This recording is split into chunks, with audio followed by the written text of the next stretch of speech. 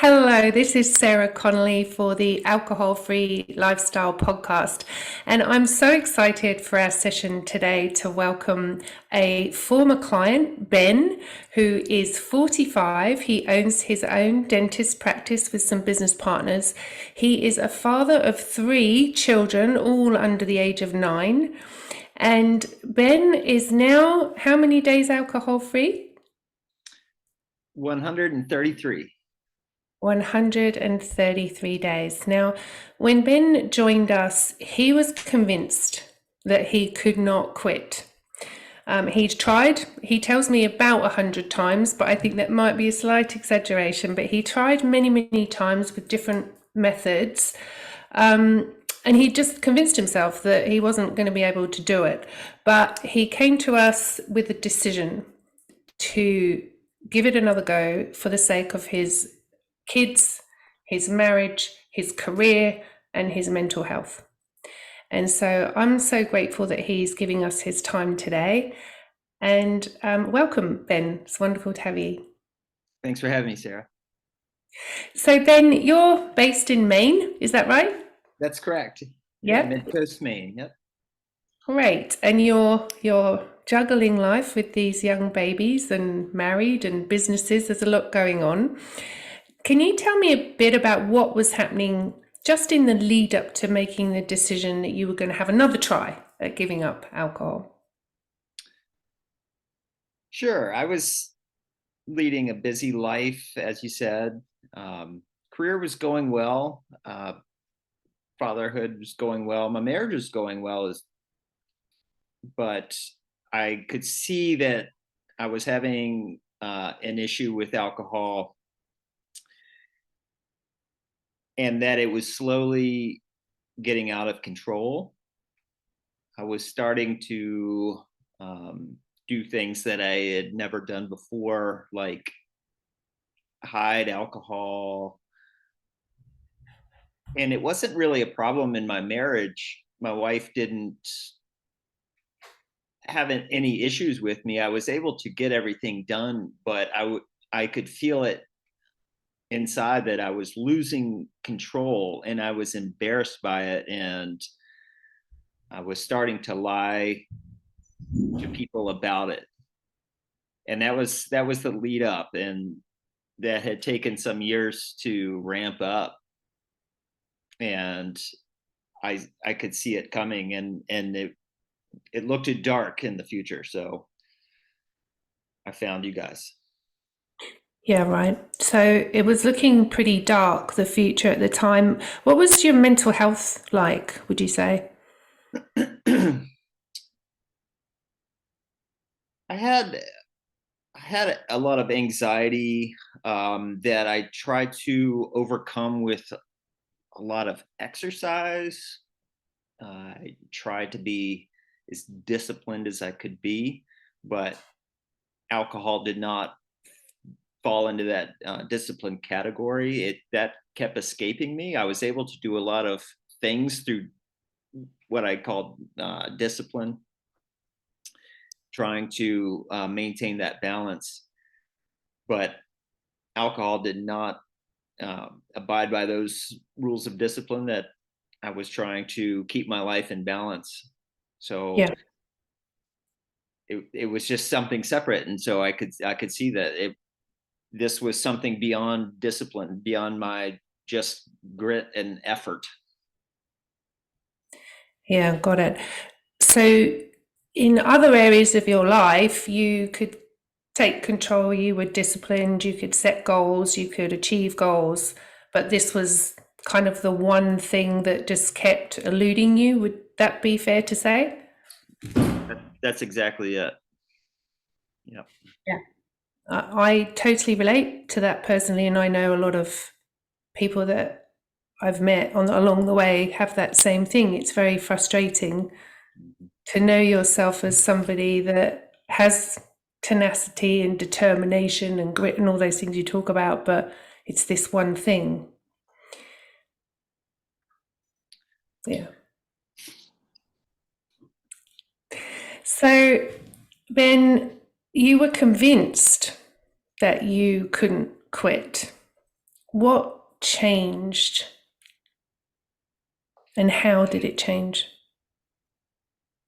I'd been contemplating the idea for a while of needing some assistance with quitting.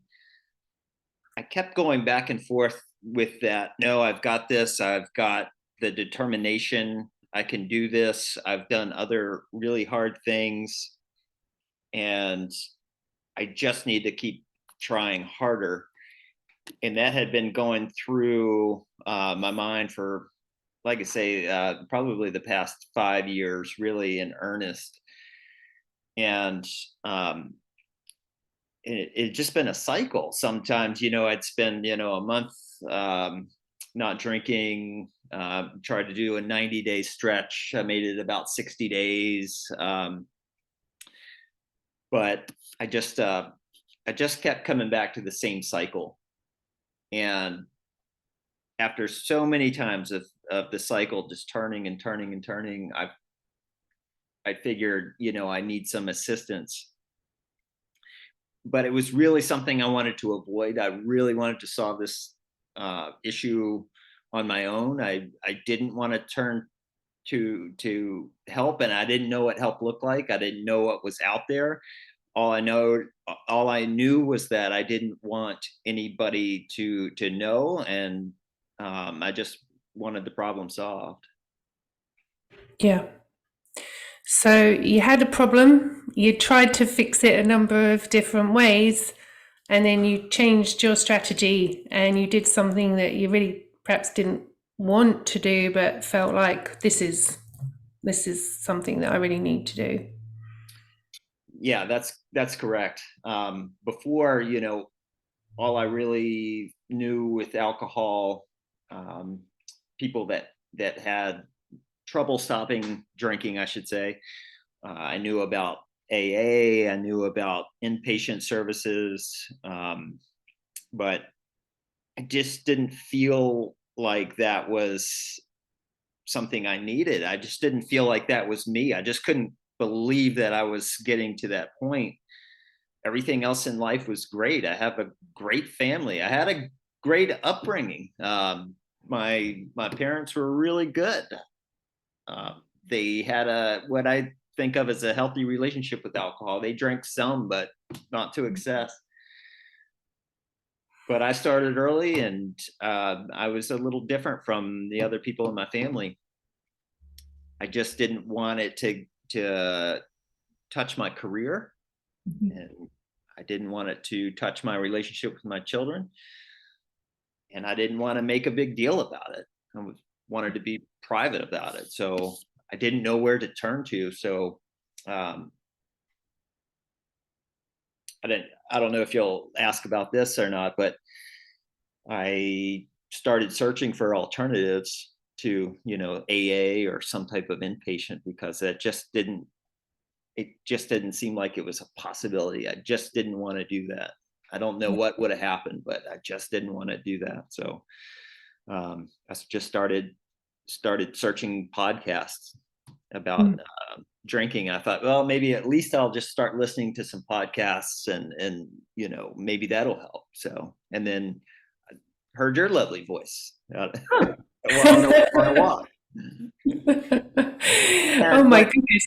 Yeah, and what was different about it was that you were talking about the neurophysiology of alcohol, and that really struck me. I was like, this is cool, because I used to smoke a long time ago, and I learned when in college, I learned exactly what cigarette smoke does to your lungs. Yeah. And I still remember some phrases. I won't go over, but I remember the permanent damage it's doing. I could think of the cilia, the lining of your lungs, and I could think of what's going on there, and that got me to quit right away. So learning about alcohol and the way that you were talking about it on a podcast was that's what got me interested. Got it. Yeah. I think that's so important for people to be conscious as well of is that it's not just about this willpower thing that, I think when we're trying to quit in the early days, we think we're somehow flawed because we can't do it with willpower but we don't understand really what's happening. And when we get that understanding, it almost creates a little bit of space and gets that inner critic voice that keeps us going back. You should be able to stop. What's wrong with you? Just creates a little bit of space there for us to go, maybe it's not just about that. Mm-hmm. And I didn't understand that. I thought I was just not trying hard enough. Right. Yeah.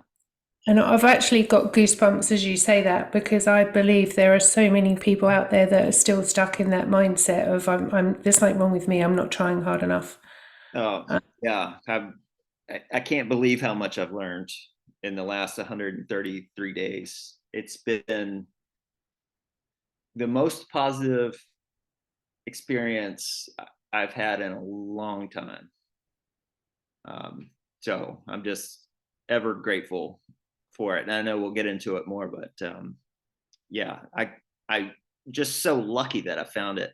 And I'm not just saying that because I'm on here, but I'm glad I searched. I'm not big on social media. I didn't find alcohol-free lifestyle through social media, just through the podcast. And I just started listening to the podcast. I'd go out on my lunch break.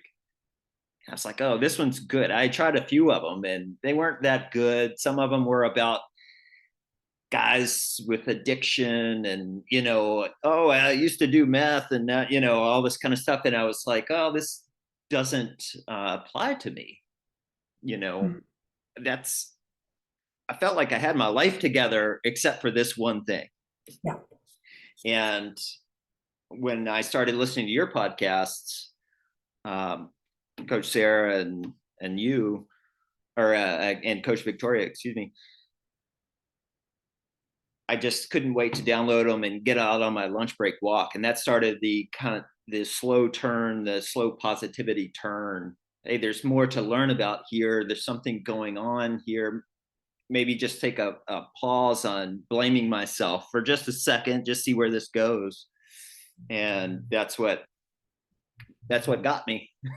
Luckily. Yeah. I love that you just said that, because I think if I was going to condense this podcast into one message, it would be give yourself a pause, stop blaming yourself, and see if you might learn something different that takes away that blame and shame. Yeah. Beautiful. Thank you for saying that, Ben. So let's get into that. What did you find that was most empowering? And bearing in mind that probably there are people listening who are either contemplating, quitting alcohol, or maybe are early on in their days. What could you share with them that made the most impact for you? One thing, for a long time now, I've felt that I wasn't really living exactly the type of life that I wanted to be living, or that I could be living. And I didn't really know why for a long time. But my weekends would come, I would start drinking, I would have, wake up feeling rough, a little foggy. I'd start the week off with anxiety. And it was that cycle. But I thought that was life. But down deep, I thought that there was more to it, and that I had a depth of life that I just wasn't grasping. And I didn't attribute it to alcohol at first, but then that was that, and I love this term, that cognitive dissonance that I started to identify. Life is great. It's always been, excuse me, it's always been great. But I was really struggling. And then I figured out that why I was struggling, and I was blaming myself, and I wasn't being true to myself, and I was lying to myself, and all these qualities that just weren't me. So that's one thing that that's the biggest thing here was learning that it's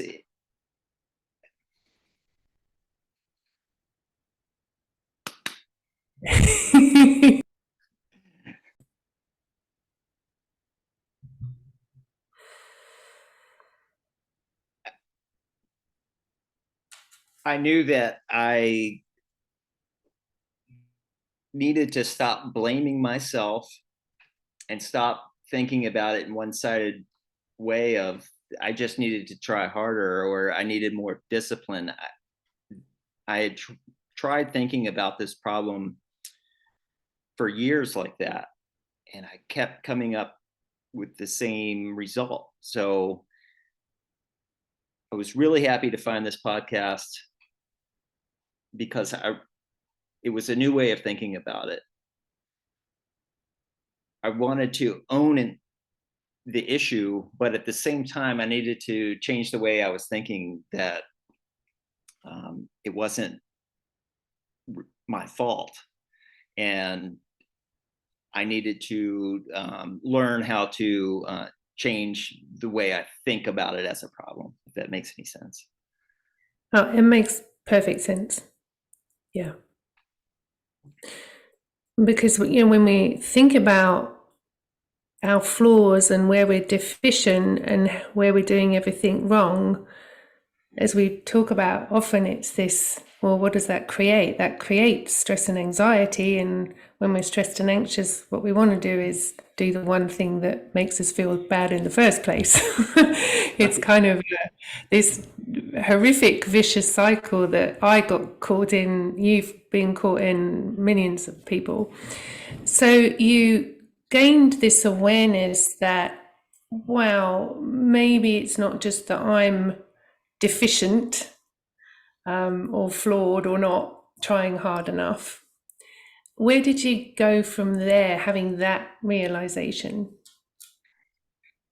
Yeah, so I also, well, let me say, I also had some of the same thoughts that I'm sure a lot of people have, that it's normal, so many people do it, and then also if I stop drinking alcohol, what will people say, what will they think? And these were worries of mine. Am I a failure for, and all these different types of things. But really what I'd come to realize was that alcohol was giving me so much anxiety, day to day, week to week, that I really craved that life free of that anxiety.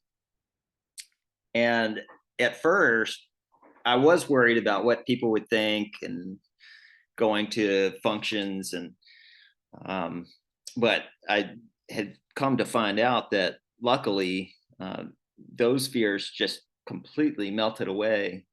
And I'm sorry, keep going. I've lost my train of thought. No. So I would love for you to expand on that. So you were afraid, like most people are afraid of what people will say, if they'll be judged or pressured.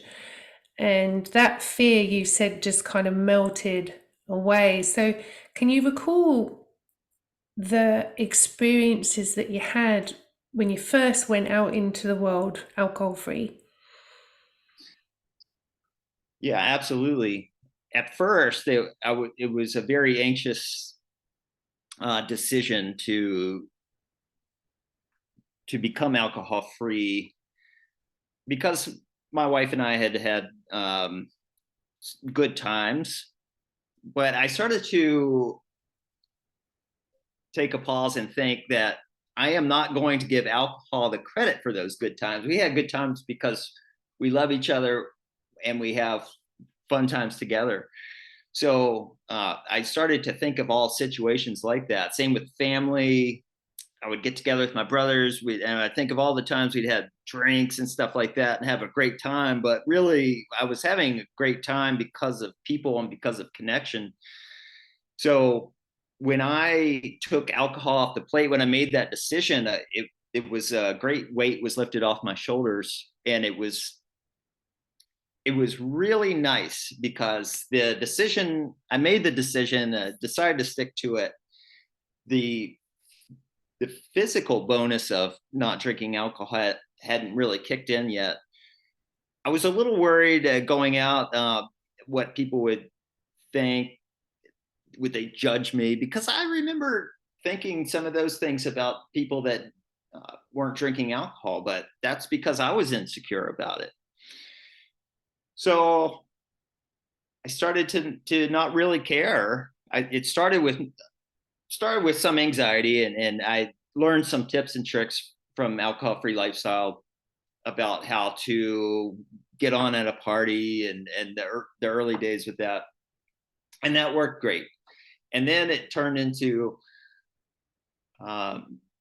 me not really caring what other people thought, and realizing that they don't really care as much that much either, what I'm drinking. And then it turned into an excitement to go out and connect with people in a way I hadn't connected with people in more than a decade. You can just see that sense of self come in and be like, yeah, I'm totally happy now with who I am, and I don't have to pretend, I don't have to be something I'm not. And the wonderful realization that we have, which is actually people are too busy worrying about what you think about them than actually worrying about you. Like, people don't care. People really aren't that interested. It's quite freeing, isn't it? That is, it's nice. That's amazing. So you've basically gone from I can never quit and I'm weak-willed and all those things that we tell ourselves to moving past all of the common obstacles, like the normalizing of it in society, the fear of guilt, the fear of judgment, and the fear of not being able to be fun and social. What else came up for you over the course of the 90 days? Yeah. Everything that I wanted out of it came up for me, which I'm happy to say. My life got better in ways I was hoping for, and ways that I didn't even expect. So I do a lot of running, for instance, and I track biometrics and things like that. My sleep got really good and really regular. I used to hate Sundays, and I know a lot of people in the healthcare field don't like Sundays because you're worried about Monday. You had fun on Friday, you had fun on Saturday, and then Sunday, which should be Sunday fun day, was Sunday anxiety day, because now you can't you can't have your drug of choice, your alcohol. You have to get ready. You got that work week coming up. And it was that melted away. I didn't have that anymore, which in and of itself was totally worth it. So just health things got so much better. I had energy. My relationship, which I always thought was great with my kids, got better. My kids started noticing and commenting to me. My 5-year-old, he's like a little sage. He said, "Dad, you haven't yelled at me in a long time." He said that to me not too long ago. And then just the other day, he looked at me, and he's not this lovey-dovey kid. He doesn't say a lot of "I love yous" and things, but he looked at me and said, "I'm really glad you're my dad." And yeah, these types of things are just worth it. It was just unbelievable. So those are just health things. My mind has been more clear because at first, I think with alcohol, you have the ups of drinking a lot, and then you have the downs of not drinking and the anxiety that goes with that. I noticed when I stopped drinking, it felt a little flat at first. The ups and downs weren't really there. But then as my brain got readapted to expressing dopamine for normal things, which is what I was after all along. I wanted to react to the normal things in life more. So now I can hug my daughter and get this big dopamine surge, whereas before I needed a couple of mixed drinks to get that. Um, and even though I loved hugging my daughter before, I swear I get more out of it now. Reading to my children at night, I'm not nodding off, things like that, and also I'm getting up on the weekends early with them. I'm just more calm. It's just I'm not trying to sell anything here. It's just really been awesome. Well, I can tell you're not trying to sell anything because there's actually nothing to sell I Yeah. because it's free. All the stuff that you're talking about is there for the taking. It's just that we get lured into an addictive substance that promises to give us all those things. And, as we wake up, it's like, wow, I actually don't have to pay a corporation that's out to get me hooked on their product loads of money. It's kind of Yeah. exciting. I felt like I was really having to try harder and harder as the years went on to try to maintain my life and the quote unquote balance. I just kept telling myself I have to work harder, I have to run further, you know, play hard, work hard, this whole thing. And it was untenable and it was stressful. And I found that I just had to stop trying so much. It was actually a lot easier than I thought. And it's just a lot easier now. Now I just feel much more settled and I wish it on everybody. So it's Yeah. it's really nice. Yeah. I can tell and I can see it. It's particularly, I think, for those where it is literally that one thing, and it's almost like I see people like these helium balloons and they're just being held down, and then when you take that alcohol out, they just rise, and it's an extraordinary freedom, I think is the word I put to it. Yeah, it's almost like it's unreal every day. And when I still feel a little pinch of gratitude every day that I wake up and I feel good and I got a good night's sleep and I don't have any regrets from the day before. And I used to have regrets all the time, and I'm just don't have regrets every day, and it's a beautiful thing. It's a beautiful thing, and to hear your son say, Hmm. "I'm so glad you're my dad," like that's huge. Yeah. It's huge. So we've talked about the decision. We've talked about, just to highlight the fact that there was no kind of stereotypical rock bottom moment, but just this dis-ease with how you were living your life. You made a decision, you took action, you got educated, you started to see some very tangible benefits, mental health, relationships with your kids. Tell me any other areas that you've started to see. I mean, your fitness, you've talked about. Where else have you seen improvements? Your marriage, your career?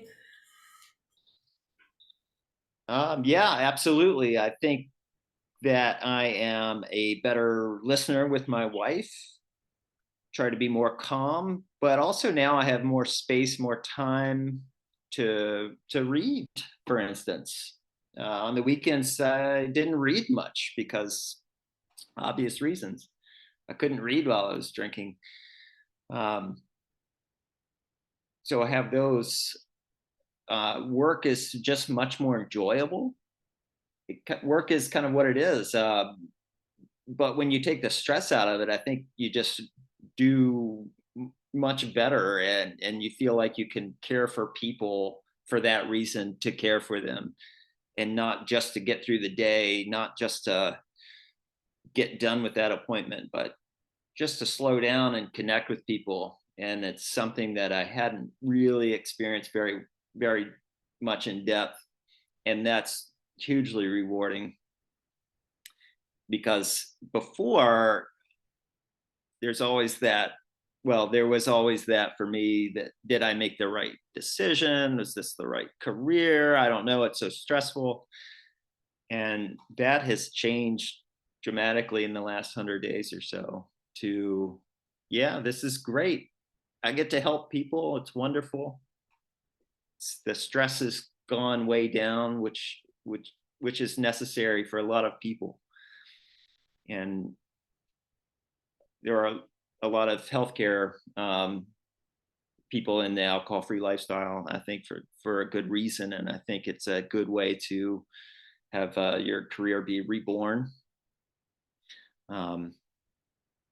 Yeah, I would run races before in the past years and drink the night before. I'd be dehydrated, and it would be rough on myself. But I had this mentality of you're gonna finish no matter what, no matter what how you feel. And that's not a good way to have a hobby, or just doesn't make any sense. And now I just do it because I like to do it. And, not so much stress. I just feel good about it. I do it because I want to do it, and it feels good. I like to run. Yeah, marriage. Yeah, if you take stress out of a situation, it just gets better. Bottom line, right? It's Yeah, kind of, you take the stressor out of the situation, and the stress is the booze. yeah. Slowly things improve on every level. It was amazing how much stress alcohol put into life, and I felt for a long time, and I'm sure a lot of people do, that it's what you do to de-stress. Yeah. And it's that momentary de-stress, but it's a it's a I call it a cheap but very expensive dopamine hit. It's cheap because it's quick, you don't work for it, but it's expensive in the long run because it's going to screw up the way you get your dopamine naturally. So it's, I'd say, beware of any dopamine that you don't have to work for somewhat. So that's been my experience.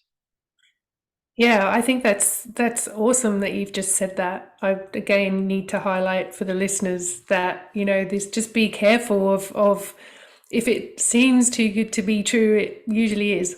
But at the same time, it's that you've also talked about the appreciation of the natural dopamine high, if you like, from cuddling your children. And it's not dopamine, there's lots of other neurotransmitters, but dopamine's the one that we kind of latch onto in this process. But as we become more healed psychologically and physically, hugging our dog or our kids, or like you say, connecting with a patient at a deeper level, provides all of these extraordinary neurotransmitters that are actually there for a reason, so that we can enjoy our lives. Mm-hmm. Yeah, life has become more rich because I'm Yes. connecting with those moments more now. And Yes. chronic alcohol use would numb those moments out. Yes. That's it. Sorry, that was what I wanted to highlight that you said, was that it used to, at the beginning, it's kind of dull, right? Because you're taking away the big hit. Yeah. But you've described in just 116 days, 116, did you say? 133. I mean, who's counting? 133. Ah, there we go. 133 days. It's gone from that to, of what you said, which I love, is I'm giving credit to life now, not to alcohol, for those feelings. Amazing. Yeah. Feels good, and it keeps getting better. For a while, I was waiting for the other shoe to drop. Somebody used that term. I love that term. I was waiting for the other shoe to drop, waiting for things to kind of turn around, but those fears just start to slowly melt away. And is no other shoe to drop. It's just, this is life, and it's just a lot easier this way, and it's a lot more enjoyable this way. And before, I didn't see through to the other side. I didn't think that that was the case. I thought, well, everybody drinks to have fun, you know. My family did on vacations and things, and we get together and that's what you do. How could I ever give that up? We had great times, but for one thing, everybody's different, and two, we had great times being together, and the times are even getting better and better now, whereas before you could only get so good, and then things got sloppy, and then you'd have regrets the next day. So now you get all of it, and then you get a good night's sleep and you get to wake up. It's everything I could have wished for. It really is. And I'm just really grateful every day. I really am. It's wonderful. It's so wonderful to hear, Ben. So I would like to ask you something. I wrote it down here, which was you used to hate Sundays, and you said had that Sunday anxiety day. Tell me what a Sunday's like now for you. Oh, Sundays. Yeah. I make pancakes on Sunday mornings, and that's a big thing right now. Chocolate chip pancakes. It's a big deal. And I love it. And the kids love it. Yeah. Oh my gosh. Yeah, details. I mean, you know, coffee. Love a good cup of coffee in the morning. I love making breakfast for the kids. It's really enjoyable. I have a wood stove right here that I like to get a little fire going.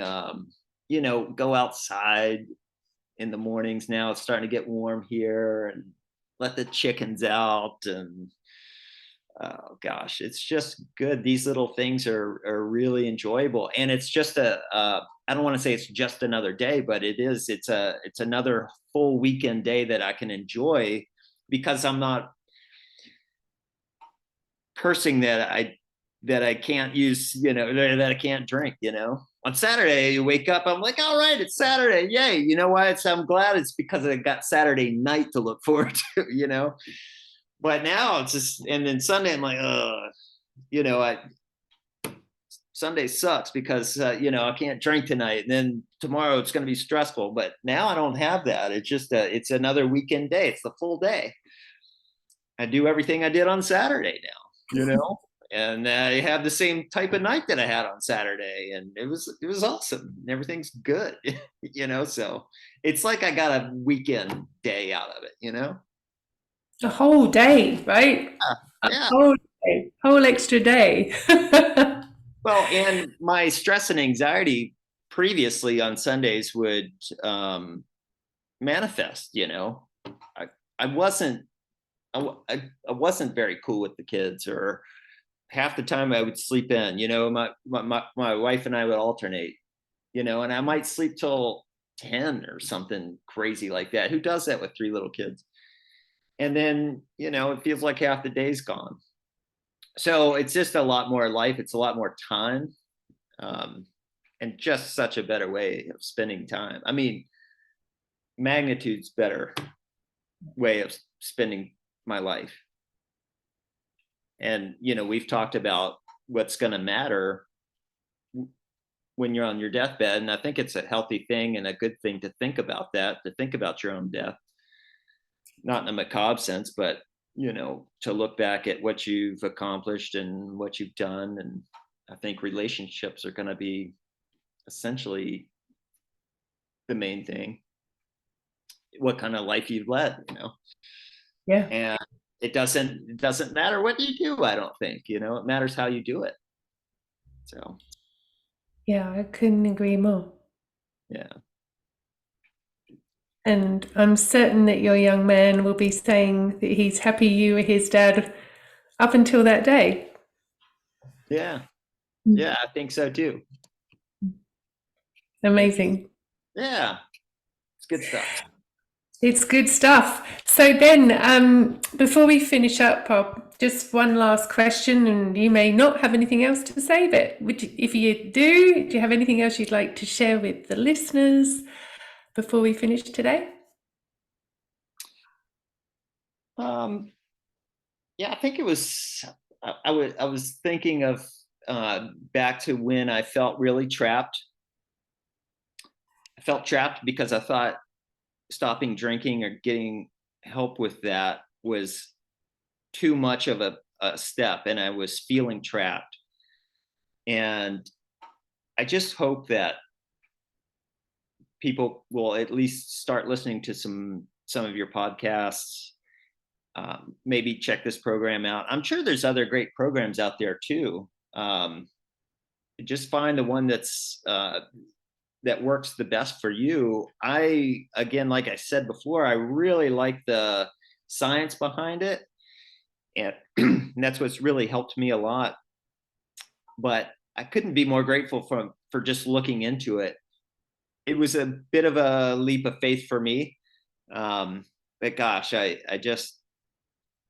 keep using the word grateful. That has a big part of in this program, but I'm just utterly grateful that I started listening to those to the podcasts and took that leap.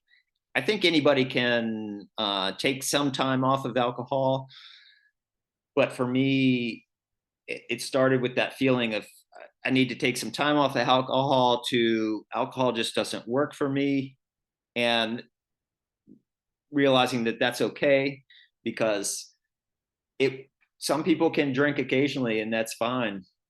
Some people are neurotransmitters maybe just get a little too excited, and I think people are just built differently, and just to realize that it's okay. And this program helped me to realize how that works, and it also helped me to get excited about living life alcohol free, and not that, oh geez, I gotta stop or anything like that. It changed for me to I gotta stop to I get to stop, and I get to live this life alcohol free, and it's wonderful, and it's actually very exciting, and I'm excited every day to live like this. And I'm not quote unquote sober, and I don't have a quote unquote disease. I'm just a normal human being who drinks normal human being things. And yeah, I'm just trying to live life and keep my body running as well as I can. And it's really awesome. Well, Ben, it's been an absolute pleasure to talk to you. And I think that now you're going to be part of the podcasts that the next person might listen to and have their journey start in the same way that you did. So I want to thank you for giving us your time, your wisdom, and the passion that I can hear in your voice, and excitement about your future, not just for yourself, but for your family. And it's wonderful to see. And I know that you worked really, really hard for this. So I want to acknowledge you, and I want to thank you for being so generous with your time today. It's been an absolute pleasure talking to you. Thank you, Ben. Oh, thank you, Sarah. I'm very grateful for alcohol-free lifestyle, and thanks so much for asking me. Of course. Well, thank you so much for listening. I hope that you found something in Ben's story today that at least sparked some curiosity, or maybe some hope, that there is something so much more beautiful on the other side of alcohol. Thanks for listening. This is Sarah Connolly, and I'll see you again soon.